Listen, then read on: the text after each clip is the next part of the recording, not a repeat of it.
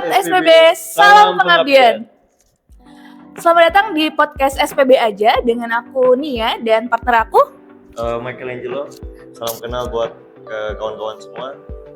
Ya, pada hari ini kami tepatnya episode pertama SPB podcast SPB aja ini yang tentunya kita bisa bahas ya kenapa yang tentunya menjadi motivasi podcast ini bisa tercipta seperti itu.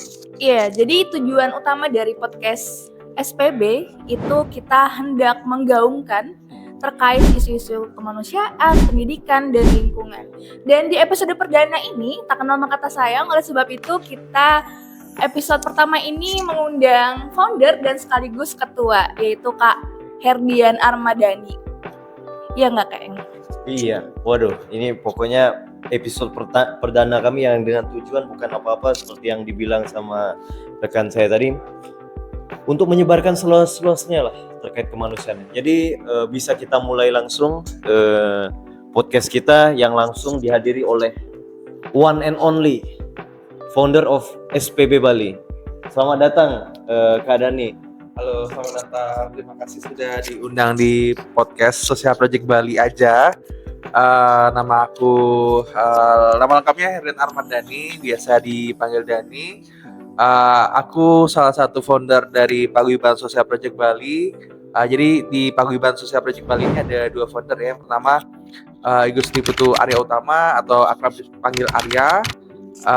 Kemudian ada saya sendiri Herdian Armadani atau akrab dipanggil Dani.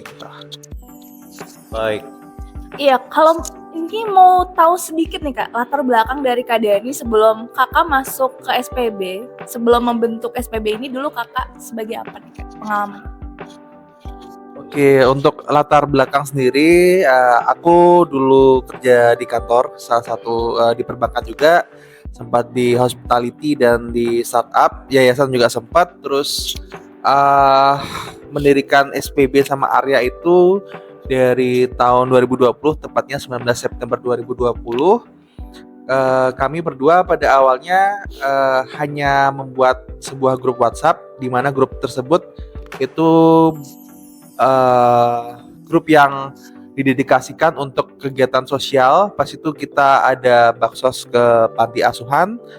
Di tahun 2020 kita tahu bersama 2020 itu ada pandemi COVID-19, di mana banyak dari panti asuhan dan juga panti-panti sosial lainnya itu banyak yang kekurangan untuk donatur. Nah, pada saat itu kami kebetulan dulu ke salah satu panti, tapi pantinya udah tutup. Kita berbagi sayur-sayuran ke panti tersebut dan grup WhatsApp tersebut akhirnya daripada selesai gitu aja, akhirnya kami menginvite ada beberapa pegiat-pegiat sosial di grup Social Project Bali WhatsApp. Kita undang teman-teman yang sejalan dengan nilai-nilai pelayanan kepada masyarakat. Akhirnya di 2020 kami pelan-pelan untuk membuat nama, yaitu Social Project Bali. Hingga sekarang di tahun 2025 sudah sampai menginjak usia 5 tahun. Oke, dahsyat sekali. Keren Sudah banget ya.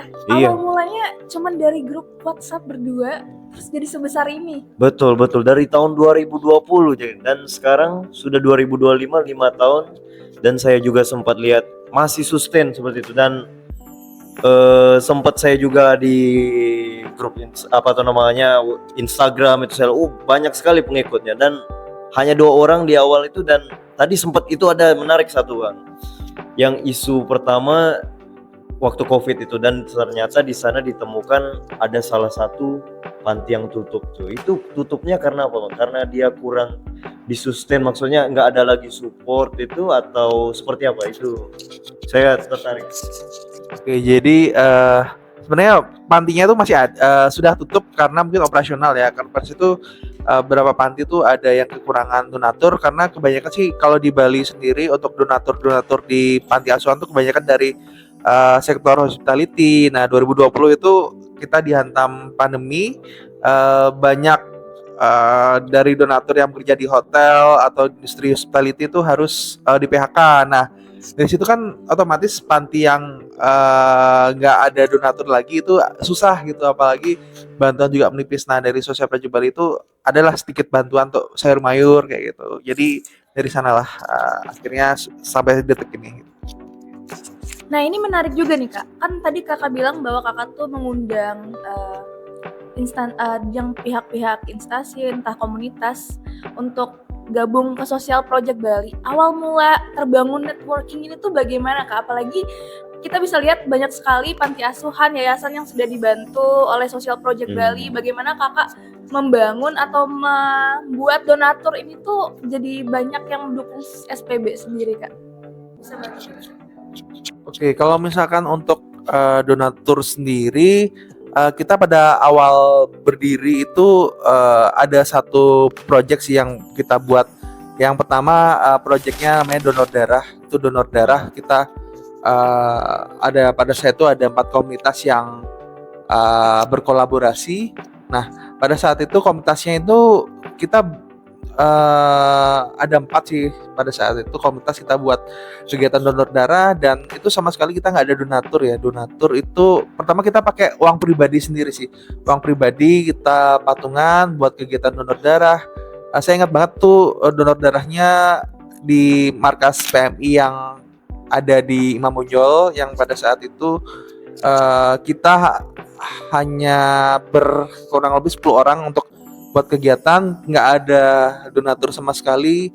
Terus kita buat acara sukses. Nah dari situ kita akhirnya juga tercetus untuk membuat sosial media Instagram, karena menurut saya sih kalau kita melakukan kebaikan kita harus juga nge-share kebaikan tersebut supaya banyak orang yang tergugah hatinya untuk bisa ikutan kegiatan kebaikan kita. Nah dari situlah ada yang mulai dari perusahaan-perusahaan yang mempercayakan CSR-nya untuk kita handle. Terus juga ada dari individu atau dari kelompok-kelompok yang istilahnya mereka percaya pada Sosial Project Bali untuk bisa berkolaborasi, bisa menitipkan donasi untuk disalurkan pada mereka yang membutuhkan. Iya, jadi ada satu yang memang saya juga di bidang hukum tuh ada kewajiban memang perusahaan itu untuk melakukan CSR itu, dan ya karena kepercayaan itu sangat sulit loh. Iya, betul. Apa tuh untuk didapat sekali. itu gimana Bang? Saya mau ya Abang sharing-sharing untuk membangun kepercayaan, karena nggak semerta-merta kan, kayak misalnya sekarang ini ada satu organisasi, habis itu Abang ya misalnya kirim proposal tuh, belum tentu dia percaya sama kita. betul. Itu gimana? Apakah Abang ada membangun- perjanjiannya sebelum melakukan kerjasama tersebut? Kalau membangun kepercayaan untuk dari perusahaan sendiri, dari kami itu selalu melibatkan perusahaan tersebut untuk turun langsung ke lapangan.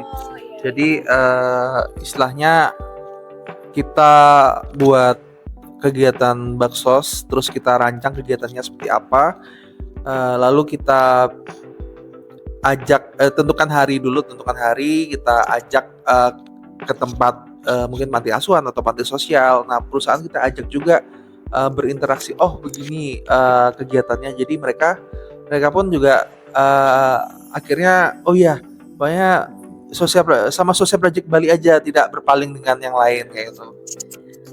Bahkan saya lihat ada yang reguler ya Kak, yang reguler. Oh reguler Iya. gimana tuh? Kayak pendaftaran Maksudnya mahasiswa. setiap bulan mereka selalu melakukan kerjasama. Oke. Ya kayak kalau itu keren banget sih. Nah kalau boleh tahu nilai-nilai yang dipegang oleh SPB sendiri apa nih Kak? Kan pasti dari terbentuknya organisasi ini kemudian sudah bertahan 5 tahun, pasti ada nilai-nilai yang sangat dipegang tuh. Boleh dikasih tahu? Oke, untuk nilai-nilai yang dipegang sendiri, kami dari Sosial Project Bali itu kan ada 3 bidang fokus pengabdian ya. Yang pertama, fokus pengabdiannya itu adalah sosial kemanusiaan dan juga pendidikan dan lingkungan. Jadi kami untuk fokus kegiatan di 3 bidang tersebut, dan untuk nilai-nilai kerelawan sendiri itu yang jelas kami di Sosial Project Bali itu yang pertama adalah semangat pengabdian. Kalau kita tidak memiliki nilai-nilai pengabdian dalam diri kita, itu akan susah. meskipun kita ajak relawan sampai berkali-kali pun kalau misalkan tidak ada panggilan hati itu juga sia-sia. Itu yang pertama. Kemudian yang kedua adalah integritas atau kejujuran. Nah, di dunia relawan itu sendiri kita mengenal yang namanya integritas atau kejujuran, di mana dalam setiap kegiatan itu kita dituntut untuk menjadi relawan yang tidak misalnya amanah dalam artian bisa dipercaya, bisa dipegang komitmennya, dan juga yang jelas kepercayaan itu sangat mahal ya di dunia kerelawanan gitu. Karena kita tahu sendiri di luar sana banyak orang yang memanfaatkan relawan untuk hal-hal yang tidak baik gitu. Oke, memang benar sekali kepercayaan kadang-kadang ya, apalagi sekarang Social Project Bali udah luas kan, kita nggak bisa saling main ambil aja perlu, dan itu pun pasti pengalaman saya juga sempat sebelumnya ya mau bareng-bareng kerjasama kan, tahu-taunya ada yang main tikung-tikung aja, makanya oh my god, selama setiap ada kesempatan makanya kejujuran itu ya Itu. bukan cuma kita satu visi misi, tapi punya ya integritas, kejujuran itu merupakan integritas dan hal-hal. amanah tadi ya. Nah, terkait ini Bang, kan tadi udah ngejelaskan tentang integritas, kejujuran. Nah, ini saya mau masuk karena saya udah berulang kali ya Pak ngebahas bahwa SPB ini anggotanya ratusan. Iya. Saya sempat lihat, wih banyak juga nih. Pasti ada ya tantangan lah. Ini gimana Bang?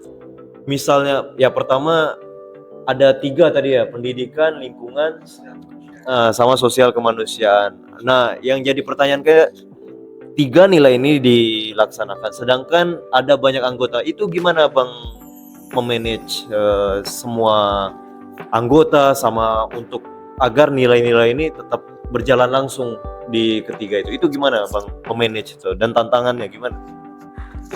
Untuk memanage relawan-relawan yang ada di Social Project Bali, karena kita kan lebih banyak di grup WhatsApp ya untuk segala informasi kegiatan. Yang pertama tentu dalam sebuah organisasi itu ada yang namanya tata tertib dan aturan. Nah, kita setiap ada yang bergabung pun juga kita mengajak untuk memperkenalkan diri, kemudian biasanya tata tertib dan SOP itu kita share di deskripsi grup, dan cara memanagenya juga kalau misalkan ada sebuah kegiatan, misalkan kegiatan baksos ke panti gitu ya, kita selalu buat list nama yang akan ikut, kemudian ada grup koordinasi.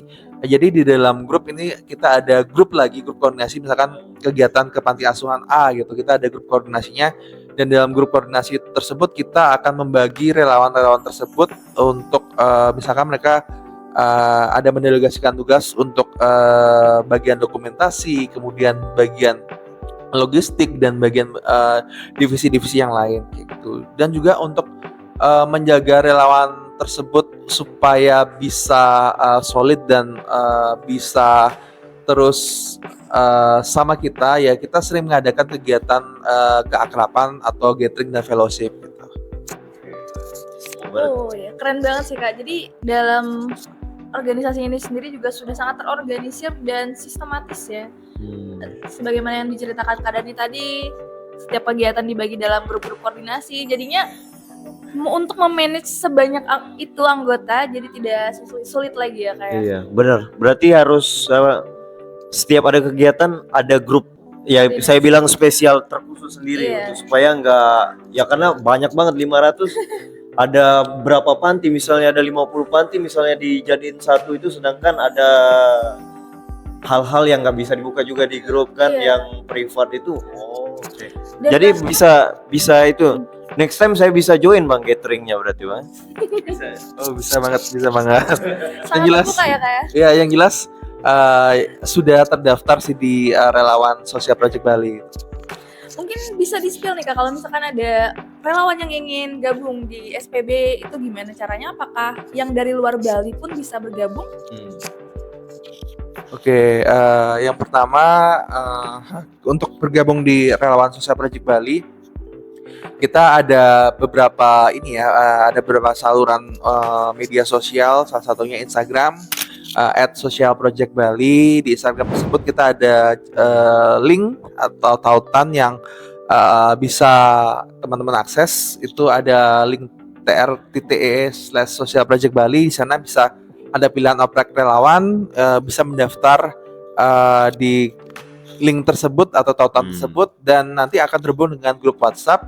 Dan juga bagi teman-teman yang ada di luar Pulau Bali pun juga bisa menjadi relawan. Tidak hanya relawan yang secara daring aja yang bisa datang, tapi secara luring, karena kita kan juga beberapa kali ada kegiatan yang online, kayak seminar atau apa. Itu bisa ya, teman-teman bisa diberdayakan untuk menjadi MC pada saat kegiatan daring tersebut, ataupun mengisi kegiatan mungkin sebagai pemateri dan lain sebagainya.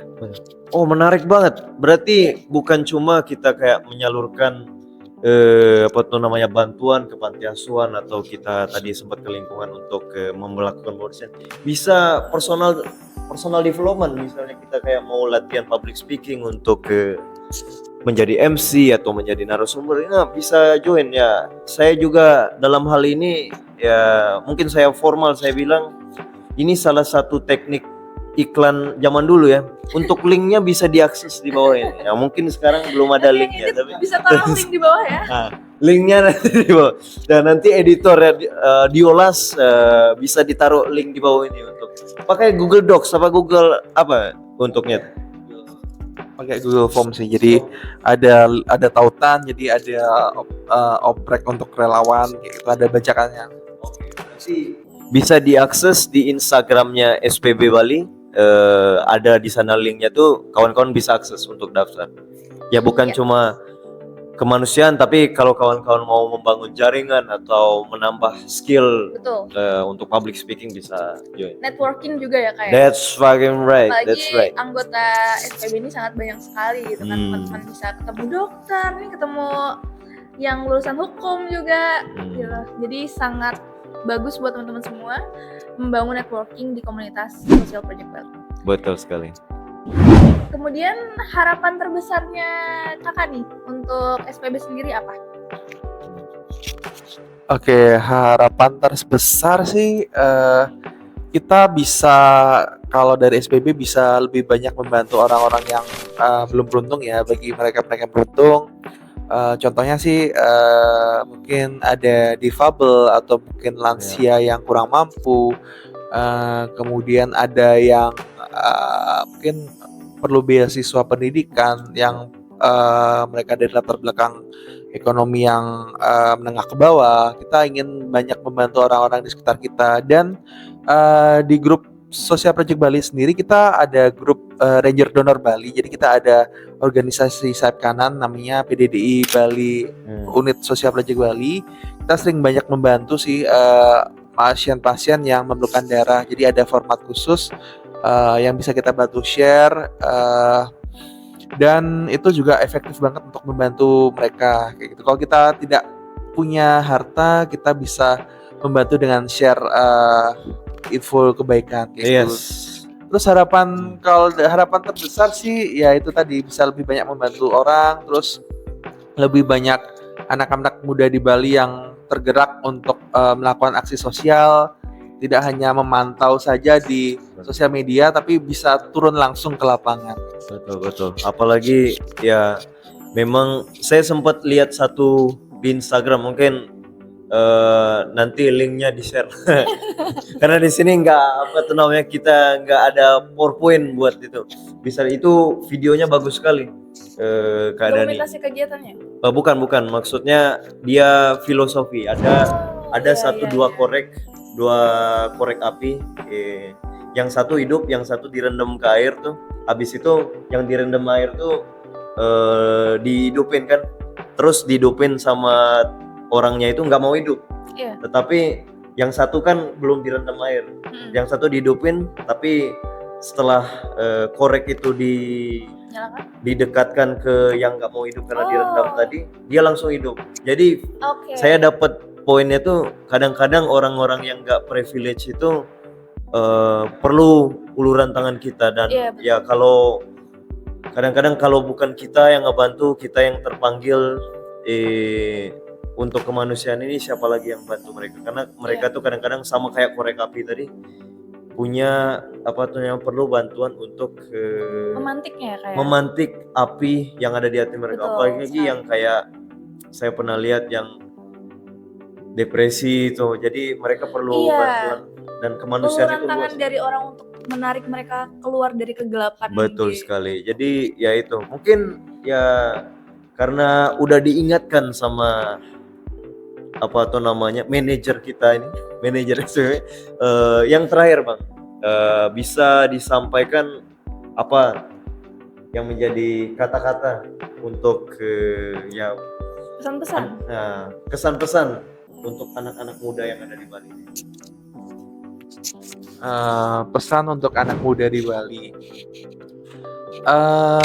melakukan sebuah kebaikan itu tidak harus kita yang besar ya, bisa dari hal-hal yang kecil dulu. Kita bisa melakukan, contohnya kita bisa melakukan kegiatan donor darah rutin ya, donor rutin setiap 2 bulan atau 3 bulan sekali. Itu pun kita bisa membantu sesama. Terus juga mungkin kalau kita punya rezeki lebih, kita bisa berbagi nasi, nggak usah yang berbagi yang banyak gitu ya, mungkin 10 atau 20 nasi kita bagi ke orang-orang yang kelaparan di jalan, atau mungkin kalau kita punya dana lebih kita bisa patungan, mungkin bisa membiayai anak-anak untuk bayar SPP, atau mungkin kita bisa mengajak itu dari keluarga kita untuk berdonasi, misalkan berdonasi rutin lah ke panti asuhan atau ke mereka yang membutuhkan. Jadi banyak cara untuk melakukan kebaikan, tidak hanya tidak hanya dengan hal-hal yang modal yang besar, ataupun kita pun yang anak kosan atau mungkin mahasiswa gitu ya, yang sekiranya bulanan dari orang tua itu pas-pasan lah ya, kita bisa berdonasi lah ya, berdonasi sedikit atau melakukan hal-hal yang ya berimpact lah, bisa ngajak teman-teman gitu berkumpul bareng, terus melakukan hal-hal yang bisa dilakukan secara bersama-sama. Terus juga buat anak-anak muda Bali, ayo kita sama-sama membantu orang-orang di sekitar kita. Jangan kita isi masa muda dengan hal-hal yang positif, mumpung masih muda sih, maksudnya kan masih panjang gitu ya, masih panjang usianya, bisa istilahnya kita kalau kita melakukan kebaikan itu seperti investasi hati lah ya, investasi hati, kita bisa menabung karma kebaikan. Sangat bermakna sekali ya pesan yang disampaikan oleh Kak Dani ini. Dan buat teman-teman semua, anak-anak muda Bali dan Indonesia, aksi nyata kecil yang kalian lakukan itu dapat memberikan dampak besar. Betul sekali. Dan ya kebaikan itu bukan cuma material, kasih uang atau apa. Dan tadi saya dapat poin dari Kak Dani menyampaikan ya, dalam hal kita kayak memberikan donor darah itu merupakan salah satu bentuk kita kepedulian sama masyarakat, kepedulian untuk bukan siapa lagi, untuk kemanusiaan. Dan ya kami harap juga hal ini bakal terus berlanjut, bukan cuma dari kita tapi untuk kita semua, karena kalau bukan yang membantu mereka itu kita sendiri, ya siapa. Jadi kita perlu bersama-sama lah berjalan. Sama yang terakhir sebelum kita tutup, closing statement nggak perlu lah, bukan seminar.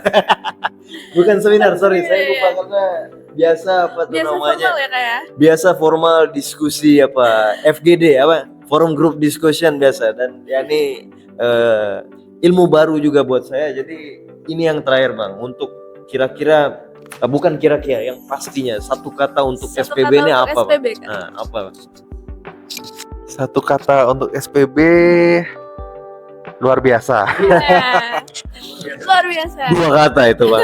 tapi nggak apa-apa, kami maklumi. Next time nggak bisa seperti ini, harus satu kata lah Bang. Kalau dari KM ada nggak nih satu kata untuk SPB Kak? Tadi karena udah di spoiler terus berapa kali ya. Pokoknya satu kata ya. Abadi lah, abadi. Ya. Abadi pokoknya. Tak ada yang Jadi gini. Iya karaoke nih. Oke. Ya. Sekali lagi terima kasih banyak buat Kak Dani udah menyempatkan waktunya untuk datang ke sini dan membuat kita mengenal lebih dekat terkait Social Project Bali. Dan buat orang muda, teman-teman semua yang ingin gabung, mengabdi dan menjadi relawan di SPB Bali, bisa langsung cek di sosial medianya Social Project Bali. Nanti ada link pendaftaran relawan dan teman-teman bisa tinggal klik dan daftar di Google Form yang sudah tersedia. Ya. Jadi itu buat hari ini ya, semoga kepedulian akan kemanusiaan ini akan terus berlanjut dan ya sampai jumpa di episode berikutnya. Oke, bye. Sekali lagi Sobat SPB, salam pengabdian. Yeah.